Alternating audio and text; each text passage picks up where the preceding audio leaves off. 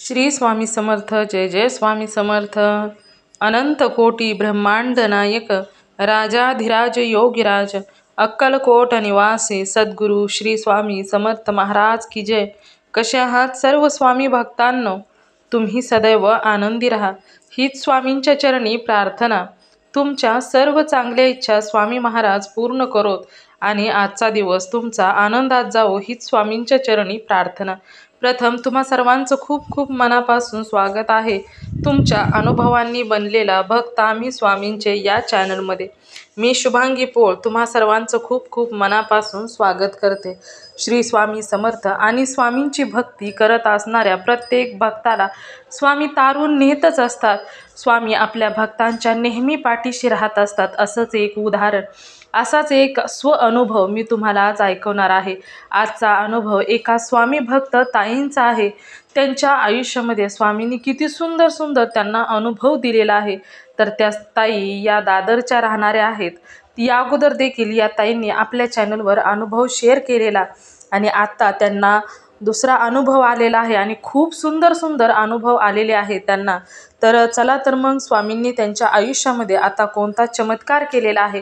पूर्वी जेव्हा त्यांनी एक अनुभव शेअर केला होता तेव्हा त्यांना थोडं दुःख होतं, परंतु ते सुद्धा दुःख स्वामींनी दूर केलं आणि त्यांच्या अडचणी ज्या होत्या त्या संपूर्ण अडचणीतून बाहेर काढून त्यांना सुख, समाधान, आनंद दिलेला आहे. चला तर मग ताईंच्या आयुष्यामध्ये स्वामींनी कोणता अनुभव दिलेला आहे ताईंच्या शब्दामध्ये ऐकूया. चला तर मग ताई सांगायला सुरुवात करतात. स्वामी समर्थ. हा ताई, मी ते बोलली ना दादरचं कामाचं, मी मध्ये अनुभव दिलेला तुम्हाला. अजून थोडं सांगा ना, म्हणजे लक्षात येईल. दादरला कामाला होती मी, मुंबईमध्ये राहते, विरारला राहणारी आहे. हा हा हा. हा ते मी बोलली नाही माझं नाव सांगायचं नाही म्हणून. बरं. हा ते मला ना जरा तो अनुभव द्यायचा होता एक. बर. ते मी आता तो अनुभव तुमचा बघत होती ना, ते म्हणून मला आठवलं ते.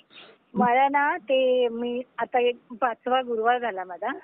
हा हा म्हणजे पहिले गुरुवार मी 3 केलेले ना, तेव्हा मी अनुभव एक दिलेला तुम्हाला. बरं. पेशंटचं काम करते वगैरे, केअरटेकरचं वगैरे. हा हा हा. तर ती लोक आता अंधेरीला नाही आहेत, बॉम्बे सेंटरला राहायला गेले ना तिच्या आईच्या. अच्छा. तर तिकडून मी बोलते. मग तिथे मला रेंज नव्हती भेटत मगापासून. हा हा हा. तर आता ते ना मला ना गाय स्वप्नात आली आणि तिला ना मी वरती चढायला सांगत होती. डोंगरावर असे गायला वर वर असं सांगत होती मी. वर म्हणजे कशावर चढायला? म्हणजे डोंगरावर चढत होती, जायचं होतं आम्हाला. हा हा हा. तर ती गाय स्वप्नात आली ना, तर तिला मी सांगितलं, म्हणजे वरती चल वरती चल असं सांगत होती तिला. डोंगरावर चढण होती ना ती. हा हा. चढता येत नव्हतं का तिला? पण ती गाय म्हणजे मला शुक्रवारी आली सो. अरे वा. आणि दुसरं म्हणजे काय आहे, दुसरा अनुभव म्हणजे काय आहे, ते स्मरण असतं ना डोक्याला लावायचं लाल. काय असतं? आम्ही बैठकीवाले ना. हा हा. हॅलो. हा, एक आवाज येतोय, बोला ना. येतोय आवाज ताई. हा ते स्मरण असतं ना डोक्याला लावायचं. ते कसलं असतं? हा रेंज नाहीये. मला येतोय ना आवाज. हा ते डबी माझ्या स्वप्नात आलेली की ती मला ना, माझी एक मुलगी आहे ना, ती मला देत होती भरलेली डबी. तर मी बोलली ना खूप माझ्याकडे हाय ती. तर बोलते तू लावत का नाही, असं म्हणजे तिने सांगितलं मला. आणि ते एक झालं. आणि मी ना ते मुलाचं माझ्या सांगितलेलं ना, माझा मुलगा हट्ट करतो वगैरे, बडबडतो वगैरे, विरारला. हा हा हा. त्याच्यामध्ये काय फरक पडला का? हा हा. तर मी घरी ना जायला घाबरत होती ना. तर मग मी ना मी प्रार्थना केली, सगळं सांगितलं, त्या पोटीला वगैरे नमस्कार केला. म्हणजे स्वामी ना मला आता लय काय काय बोलतो, मला लय कंटाळा आला, तर तुम्हीच त्यांना बघा काय ते. तुमच्यावर संपवलंय. नाही तर बोललं त्याला तरी हे करा, नाही तर मला तरी बाजूला करा, दोघात एक काहीतरी करा, मला लय वैताग आला. आणि दुसऱ्या दिवशी ना त्याचा 2 फोन नाही आला. मला फोन फोन नाही आला. नाही आला. हा. तर मी असं स्वामींना त्या दिवशी सांगितलं आणि मला घरी जायचं होतं परत. आता मी 10 तारखेला घरी गेलेली. 5 तारखेला घरी गेलेली. तर मी घरी जायच्या अगोदर सांगितलं तरी मी घाबरून गेली घरी. आणि मग त्याच्या रात्री फोन आला. जायचं होतं मला रात्री आला 4 तारखेला. मम्मी तू ये घरी जरा माझं काम आहे. अरे वा. मी बोलली याला काम काय आहे माझ्याकडे. मला भीती वाटत होती. तरी पण मी गेली. म्हटलं येते मी उद्या येणार आहे आणि तुला सगळं सांगून जाईल. आपल्याला गोंधळाला जायचंय. तर तिकीट वगैरे कधी काढायचं. हा बोलतोय. आणि मी घरी गेली ना मला काय तो बोलला नाही. मी सांगत गेली. माझ्या तोंडात मी प्रार्थना करत गेली. स्वामींना सांगितलं बघा हे तुम्ही आता सांभाळा सगळं. मी जाते खरी. मग त्याने मला सगळं सांगितलं. पूजा वगैरे करून जा. दुपारची वेळ आहे. बत्ती लावू नकोस. मी लावेन रात्र. अरे वा. त्या असं सगळं सांगितलं त्याने. व्यवस्थित झाला तो. आणि मग ते असे मी एक अनुभव घेतला. 1-2 चिठ्ठ्या टाकल्या की माझ्या मिस्टरांना फोन करायचा होता. ते गोंधळ आहे ना. जोडी लागते ना. तर त्याला नाही सांगितलं तर राग येईल ना. मग त्याला सांगितलं. म्हणजे मी आधी चिठ्ठी ठेवली अशी हा किंवा ना. हो हा किंवा ना. म्हणजे फोन करू किंवा नको. तर मी अशी 2 बारीक चिठ्ठ्या केल्या. आणि माझ्याकडे ना फोटो नाही. ते कागदाचा फोटो आहे ना. तो मी आपल्या त्या दरवाजाला शोकेसच्या याला चिटकवून ठेवलाय. त्याला त्याच्या समोर ना फट आहे. तिथून मी 2 त्या हातात चिठ्ठ्या घेतल्या. असं समर्थांच्या तोंडाजवळ पायाजवळ लावल्या. आणि माझ्या मोबाईल मध्ये पण मी त्यांचा फोटो काढला बाबांचा. त्यांच्या पायाजवळ लावल्या. आता ह्याच्यातली दोन्ही पण चिठ्ठ्यातली कुठची तुम्हाला मी फोन करू का नको. तर नाही आलं. मी केलंच नाही. आणि आता ना त्या मुलाचा मला परत रागवला होता तो. मी कामालाही मला जाणार नाही काय नाही. मी त्यांना समर्थाने सांगितलं मला मी 2 चिठ्ठ्या टाकते. त्याच्यातली कुठची पण तो कामाला त्याला जायचं असेल आणि त्याला मी सांगू का होय की नाही ते मला द्या. मग त्याने हा दिला. अरे वा. माझ्या मग ती चिठ्ठी मी घेतली आणि त्याला फोन केला. त्याला तर चांगला बोलला. मी मम्मी कामाला जातोय आता आलोय. घरी जाणार म्हणून. अरे वा. म्हणजे तेवढं मला 2 अनुभव. पण ती गाय दिसली ना माझ्या स्वप्न लक्षात राहत नाही. पण ती गाय दिसलेली बरोबर माझ्या लक्षात राहिली. गाय कसल्या रंगाची. पांढऱ्या रंगाची होती का. पांढऱ्या रंगाची. अरे वा.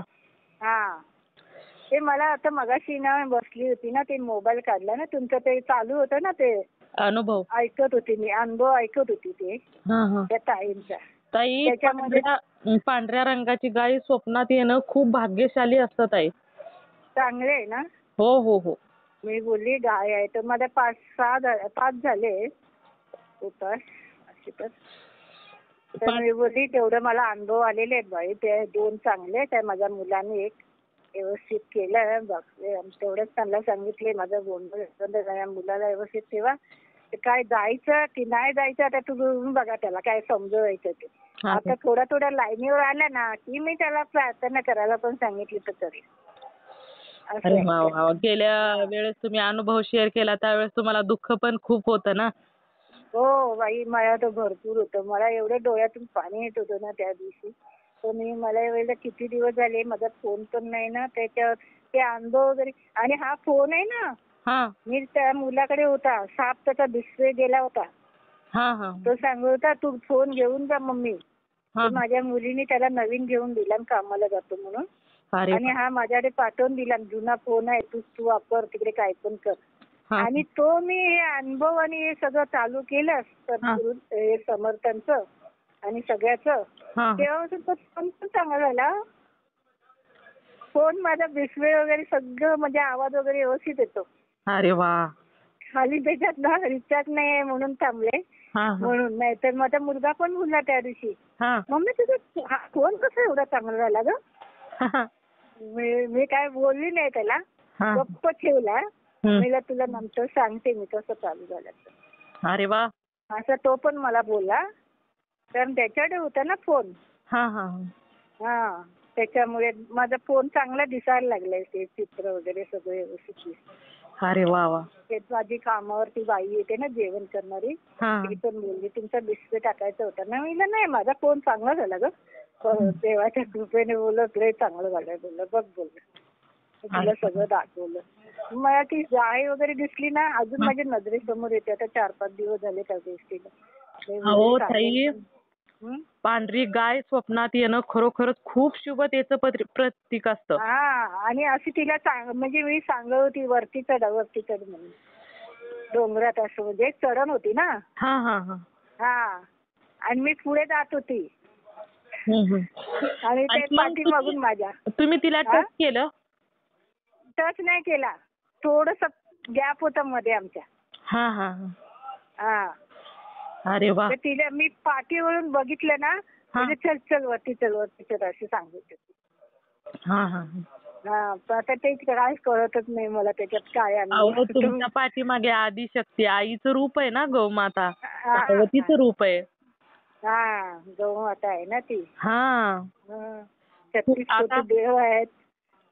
आता इथून पुढे नाही तुमचा मुलगा तुम्हाला त्रास देणार ताई. नाही, अजून थोडा आला ना लाईनीवर, तो ना नशा त्याची बंद झाली पाहिजे. मी तेवढंच सांगणार आहे देव बाबा. एक एक आपलं सुधरवते, असं असती गेलो. आता ताई हळूहळू प्रत्येक त्याची वाईट सवय कमीच होत जाणार ताई. कमी झालीच पाहिजे असं माझा विचार आहे. म्हणजे तेवढं माझं झालं ना की मला पोरगी वगैरे बघायला बरं पडते. एकदा सांगतो लग्न करायचं, एकदा सांगतो नाही करायचं. हो, तुम्ही काय मला लग्न करून देणार, तू पोरींचं चांगलं करून दिलं, असं काय काय बडबडतो. नाही, आता तो व्यवस्थितच होणार ताई. आता तुमच्या पाठीमागचं टेन्शन गेलं. खरं सांगू का ताई, मला पण ना खूप आनंद झाला, कारण गेल्या वेळेस तुम्ही अनुभव शेअर केला ना, त्यावेळेस मला खूप दुःख होतं ना ताई. तर ते ही लोक आता मध्ये करणार होती, मी पण ते लोक जात होते ना, शिफ्टिंग होत होतं ना त्यांचं तिकडे बॉम्बे सेंटरला. आता तिकडेच आम्ही शिफ्ट झालोय.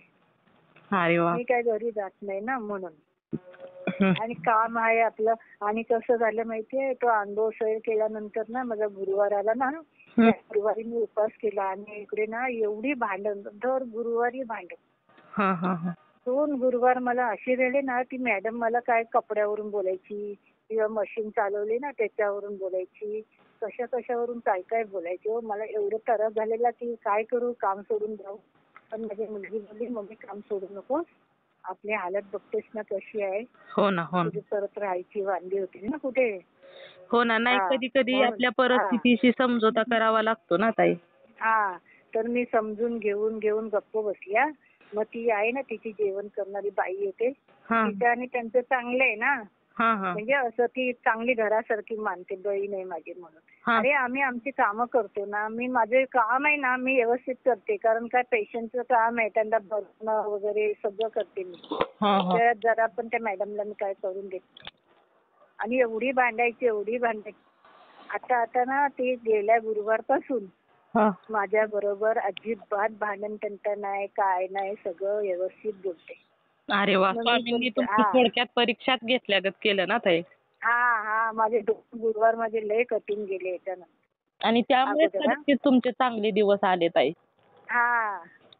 पण आता ती दोघी पण आहे ना, मी नाही बोलायला गेली ना माझ्या रूम मधून बाहेर, तर स्वतःहून येतात.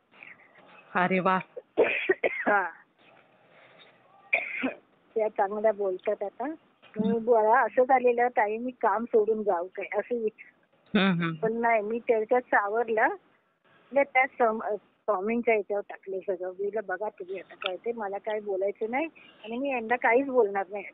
स्वामींच्यावर टाकलं ना, त्याच्यामुळेच व्यवस्थित झालं ताई.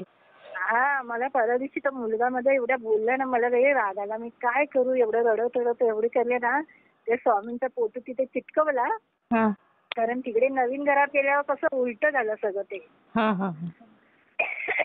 असं उत्तर पश्चिम वगैरे असतं, सगळं उलट झालं. मग मी काय केलं, तिथून काढला दुसऱ्याकडून आणि शोकेसच्या याला लावला. म्हणजे असं या साईडला देव बसवतो ना आपण, ईशान्य कोपऱ्यामध्ये. तेव्हापासून मला जरा सगळं व्यवस्थित चाललंय माझं. अरे वा.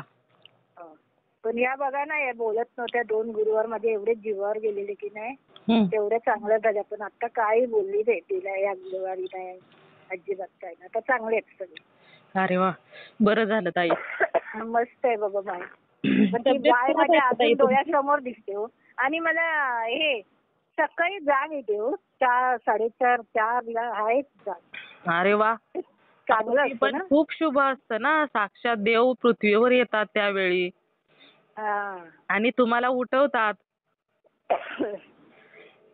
हे सर्वांच्याच बाबतीत नाही घडत ताई. नाही घडत सर्वांच्याच बाबतीत. मला भीती वाटते. मी बोलली एवढ्या सकाळी मी जाग कशी येते मला. 4, 4:30, 4, 4:30, 5.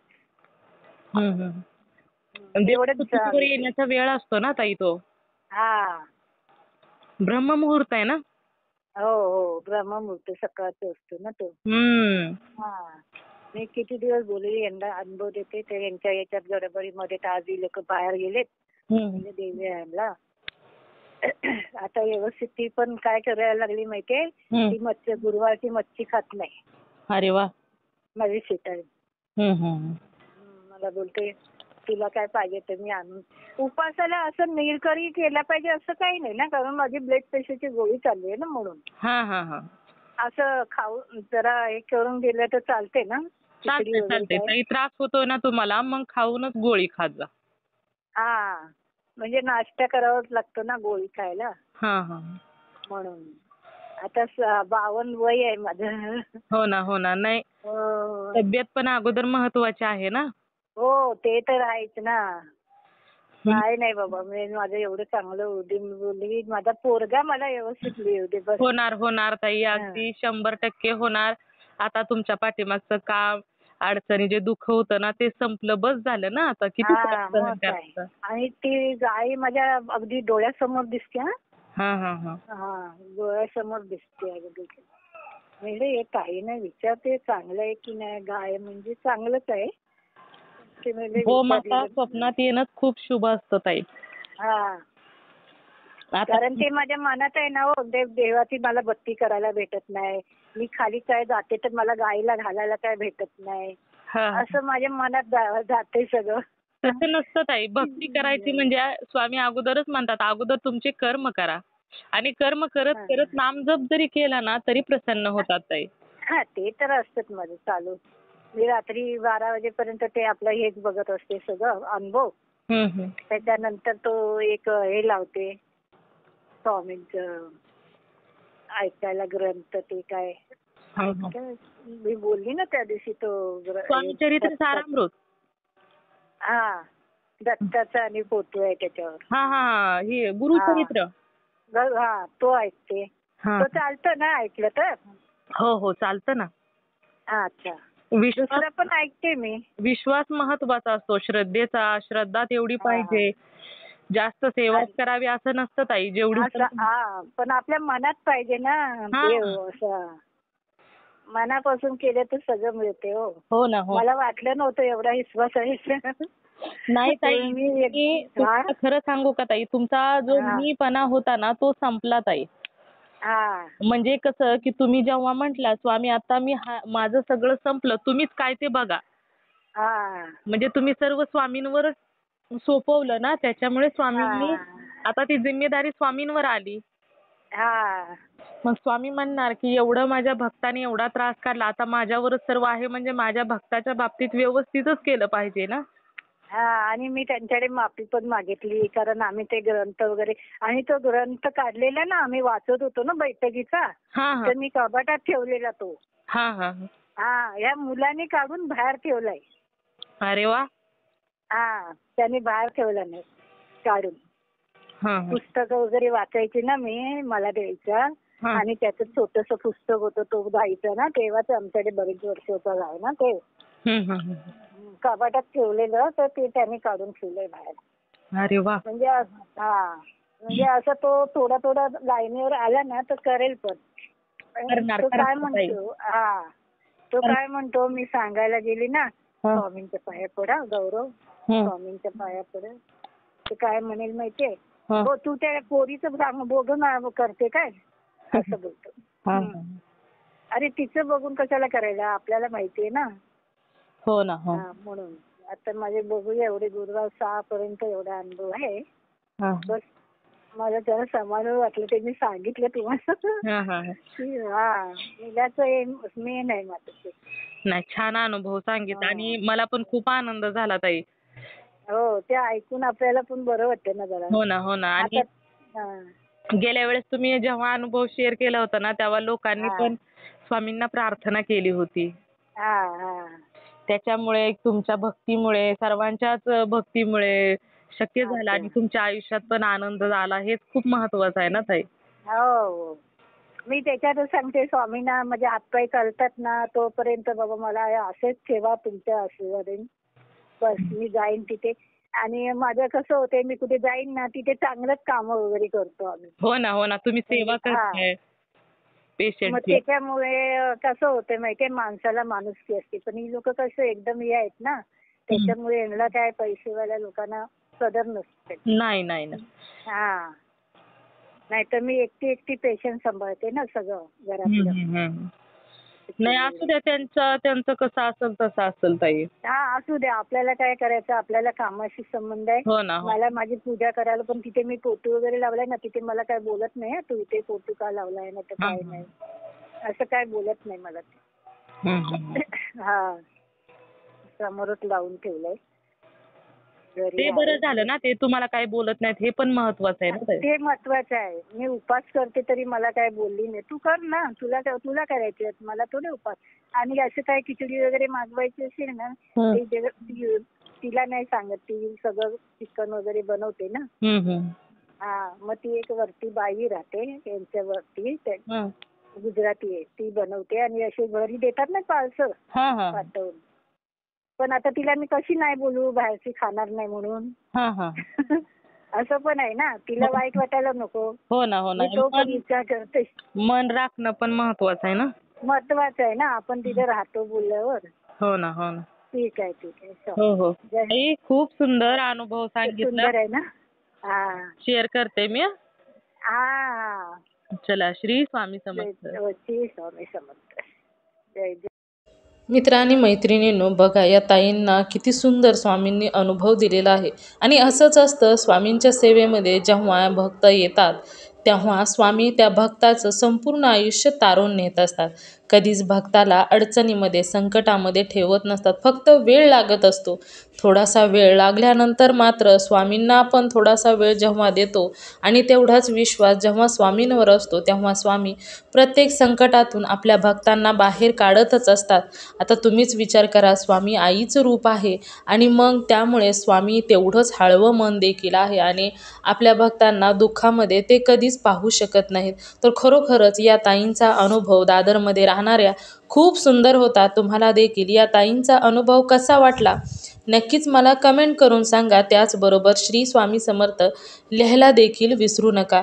तुम्हाला जर स्वामींचा एखादा अनुभव आलेला असेल तर इथे मी नंबर दिलेला आहे, या नंबरवरती तुम्हाला आलेला स्वामींचा अनुभव तुम्ही शेअर करायचा आहे. आणि जेव्हा तुम्हाला आलेला एक अनुभव तुम्ही शेअर करता तेव्हा स्वामी अजून सुंदर सुंदर अनुभव तर देतातच, त्याचबरोबर एक अनुभव जेव्हा तुम्ही शेअर करता तर एखाद्याला मदत देखील होत असते. आणि जर तुमचा अनुभव ऐकून जर एखादा व्यक्ती स्वामींच्या सेवेमध्ये आला तर याचे पुण्य तुम्हालाच मिळणार आहे. त्यामुळे ब्रह्मांड नायक श्री स्वामी समर्थांनी तुम्हाला अनुभव दिलेला आहे. आता तुमचे कर्तव्य आहे की स्वामींनी दिलेला अनुभव पुढे शेअर करायचा आहे आणि तुमच्या अनुभवातून अजून एक स्वामी भक्त निर्माण करायचा आहे. त्याचबरोबर आपला हा चॅनल भक्त आम्ही स्वामींचे या चॅनलचं एकच ध्येय आहे, ते म्हणजेच भक्ताने भक्त स्वामी भक्त वाढवायचे आहेत आणि प्रत्येकाचे जीवन स्वामीमय करून टाकायचे आहे. प्रत्येक भक्तांवरती स्वामींची कृपा ही झालीच पाहिजे. आणि जसे आपल्या चॅनलवर प्रत्येकाचे अनुभव शेअर झालेले आहेत, त्या प्रत्येक भक्तांचं जसं आयुष्य स्वामींनी तारून नेलेलं आहे, प्रत्येक संकटातून त्यांना बाहेर काढलेलं आहे, तसेच प्रत्येकाला स्वामींनी बाहेर काढावं यासाठीच प्रत्येकाने स्वामींची सेवा करणे खूप गरजेचे आहे. स्वामींची सेवा करताना कोणत्याही नियमाटींची गरज नाही. तुम्ही काम करत करत सुद्धा स्वामींचं नामजप श्री स्वामी समर्थ हा मंत्र जप करू शकता. आणि त्याचबरोबर अख्ख्या 24 तासातून संध्याकाळी आणि सकाळी थोडा वेळ काढून तुम्ही स्वामींची सेवा थोडी केली किंवा स्वामी नाम जप केला, तारक मंत्र म्हटलं किंवा स्वामी चरित्र सारामृतमधील 3 अध्याय वाचले तरी हरकत नाही. जशी तुम्हाला जमेल त्या पद्धतीने सेवेला सुरुवात करायची आहे. जेव्हा तुम्ही सेवेला सुरुवात करता तेव्हा तुमच्याकडून किती सेवा करून घ्यायचे आणि कशी घ्यायची हे साक्षात श्री स्वामी समर्थ ठरवत असतात.